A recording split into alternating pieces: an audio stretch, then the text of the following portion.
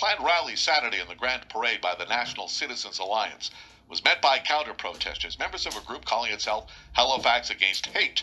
Police responded, pepper spray was deployed at one point, and 2 people were arrested. The critics say the National Citizens Alliance is a hateful, racist, Islamophobic group that does not deserve to have their voices heard at all. Steve Garvey is the founder and leader of the National Citizens Alliance, and he joins me on the phone here this morning from Sydney. Mr. Garvey, good morning to you. Good morning to you and all of Halifax. How are you doing this morning, sir? I'm good, Rick. I hope you're doing well. Well, I'm being lambasted right now for having the audacity to have you on the air. I'm being called every name under the sun. You are being called a Nazi. You're being called a racist. You're being called a hateful, racist, and Islamophobic. What do you say to all of that? I say go to nationalcitizensalliance.ca, look over our platform and policies, and point out to us any form of racism, extremism of that ilk.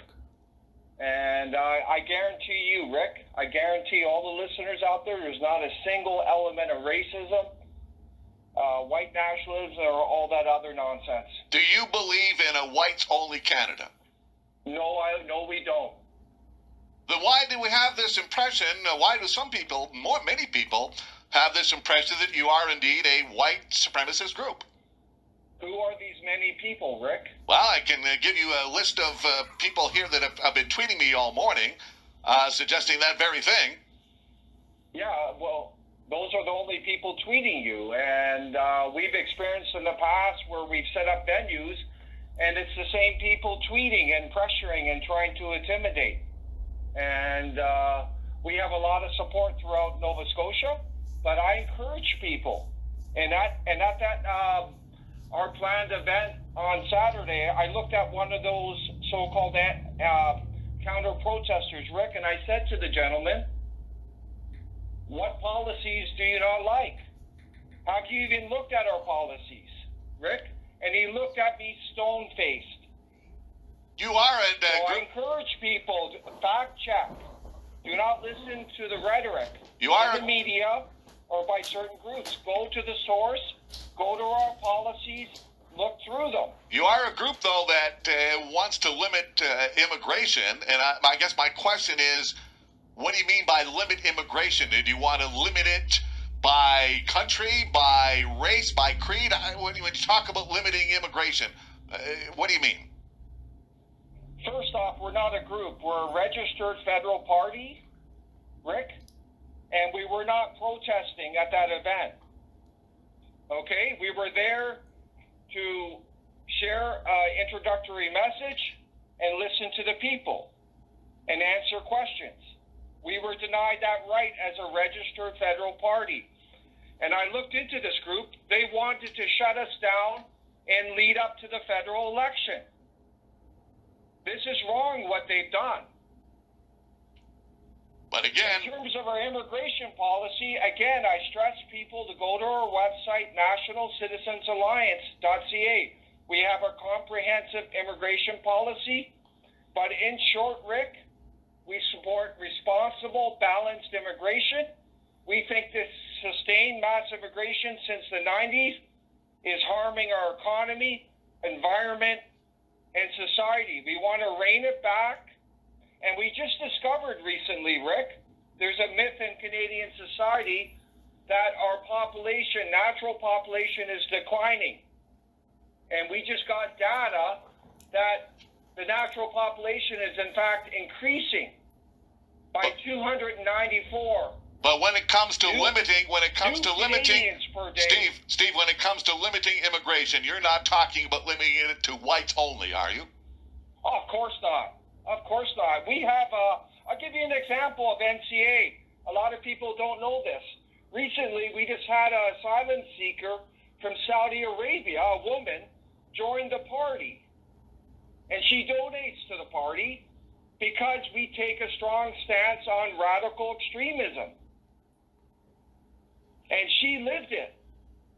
And that's why she's supporting us. We're the only party federally that's standing up to this extremism. Why do you think, though, we should? Why do you think, though, that there's such a furor over your appearance whenever you come to this province? You've been denied entry at the Apple Blossom Parade.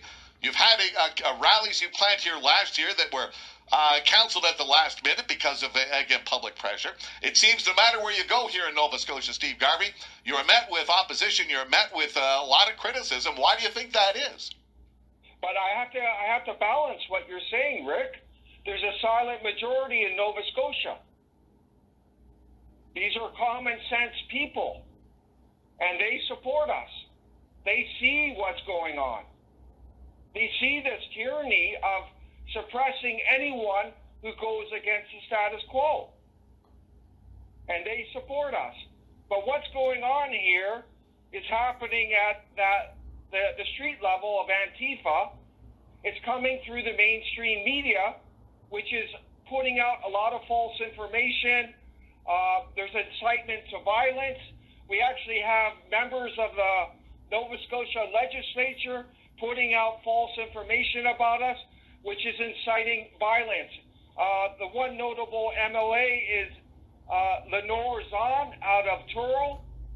We filed a complaint with the Truro police about her incitement to violence through her remarks to us.